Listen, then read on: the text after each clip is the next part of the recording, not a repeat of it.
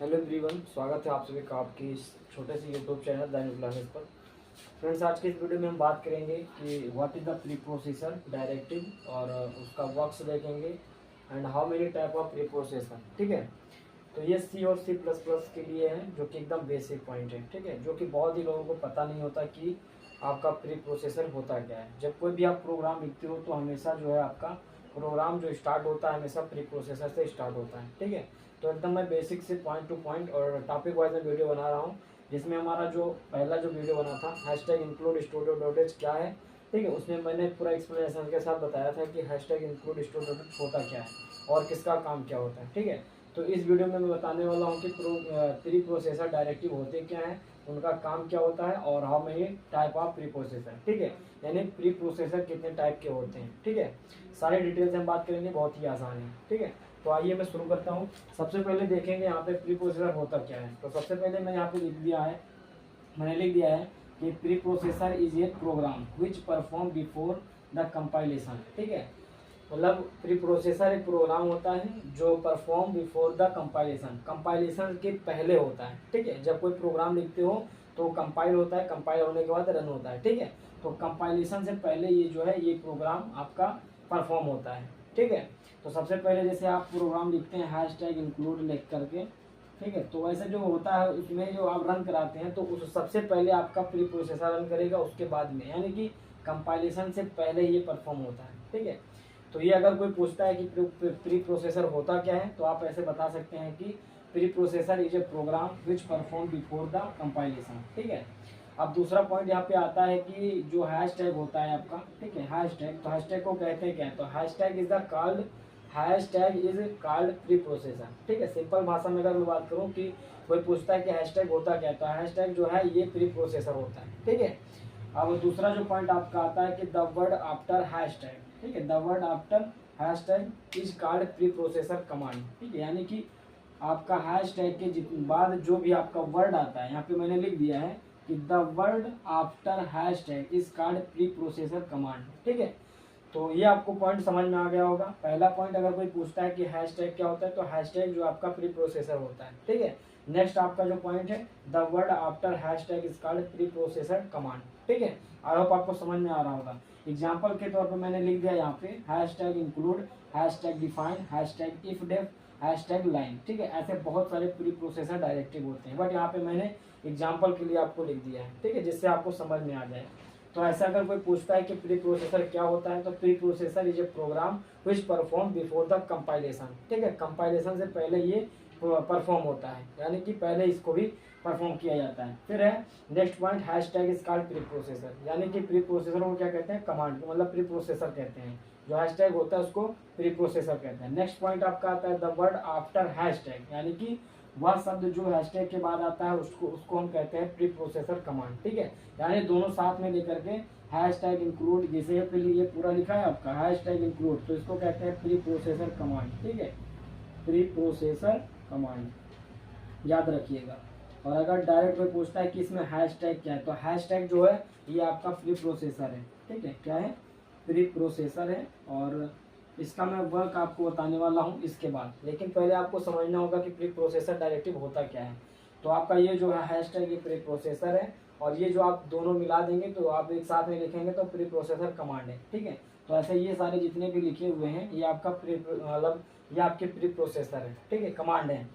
तो ये आपको अच्छे से समझ में आ गया होगा। दूसरा हम आपका देखते हैं कि इसमें से, ठीक है, कि इसका कार्य क्या होता है, इसका टास्क क्या होता है। ठीक है, तो सबसे पहले हम देखेंगे, आपने मतलब पिछले मैंने बताया कि प्री प्रोसेसर का काम क्या मतलब क्या होता है। ठीक है, और यहाँ पे हम देखने वाले हैं उसका वर्क। ठीक है, तो it perform various task such as micro substitution, file inclusion and conditional compilation. ठीक है, तो ये आप समझ लीजिए, फिर से मैं समझाने की कोशिश करूंगा कि इट परफॉर्म्स, ठीक है, इट परफॉर्म वेरियस टास्क, ये बहुत सारे काम करता है, जैसे कि माइक्रो सब्स्टिट्यूशन। ठीक है, तो माइक्रो को ये प्रतिस्थापित करने का काम करता है, यानी कि सब्स्टिट्यूशन का काम करता है, चेंज कर देता है, यानी कि कह सकते हो माइक्रो डिफाइन करना।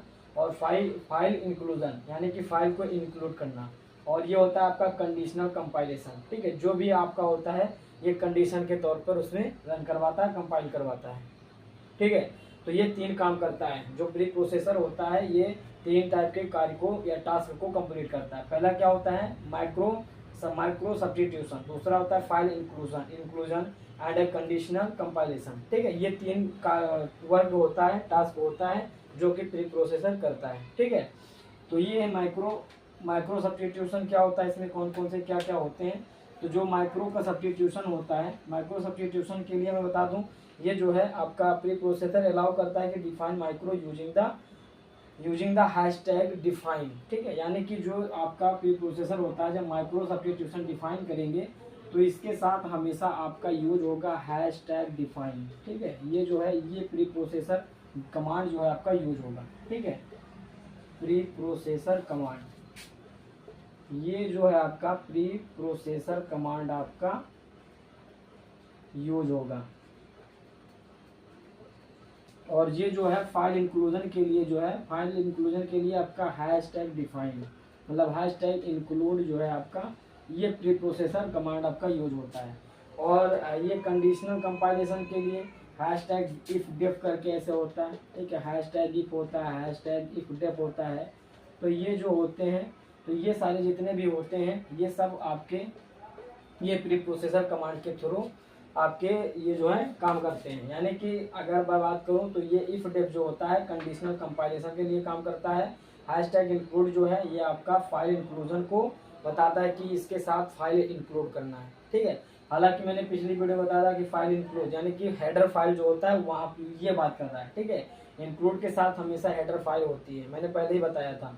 और ये जो है हैशटैग डिफाइन के साथ हमेशा माइक्रो को डिफाइन किया जाता है। अभी मैंने बताया नहीं है लेकिन पिछली वीडियो में, अब इसके नेक्स्ट वीडियो में मैं आपको बताऊंगा माइक्रो डिफाइन करने के लिए। ठीक है, माइक्रो डिफाइन करने के लिए हमेशा जो है हैशटैग डिफाइन का यूज किया जाता है। Hashtag define pre processor command का यूज किया जाता है। ठीक है, तो ये जो है माइक्रो भी कई टाइप के होते हैं। ठीक है, माइक्रो कई टाइप के होते हैं, उसको मैं बताऊंगा। फाइल हैंडलिंग यानी कि फाइल इंक्लूजन जो है ये आपका एक ही होता है, इंक्लूड। ठीक है, हैशटैग इंक्लूड studio.h होता है, यानी कि इंक्लूड के साथ हमेशा हेडर फाइल जोड़ी जाती है। ठीक है, ये मैंने बताया था हेडर फाइल। अब हेडर फाइल आपको बताऊंगा।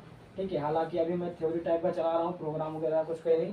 ठीक है, लेकिन जब आपको ये सब नहीं पता होगा तो आप कुछ समझ नहीं पाएंगे। ठीक है, कौन सा वर्ड क्या होता है, इसका मतलब क्या होता है और इसका कार्य क्या होता है, इसका टास्क क्या होता है। ठीक है, तो ये जो है आपको पता होना चाहिए कि प्री प्रोसेसर किसे कहते हैं, उसका वर्क क्या होता है और ये कितने टाइप के होते हैं। ठीक है, तो ये सब आपको बहुत जरूरी है। बाकी कंडीशनल कंपाइलेशन में कंडीशन देकर कंपाइल किया जाता है। ठीक है, तो ये सब होते हैं आपका प्री प्रोसेसर। ठीक है, और उसका टाइप और उसका वर्क। ठीक है, टाइप में अगर बात करूँ तो यही आपका टाइप हो जाएगा, माइक्रो सब्स्टिट्यूशन, फाइल इंक्लूजन और कंडीशनल कंपाइलेशन।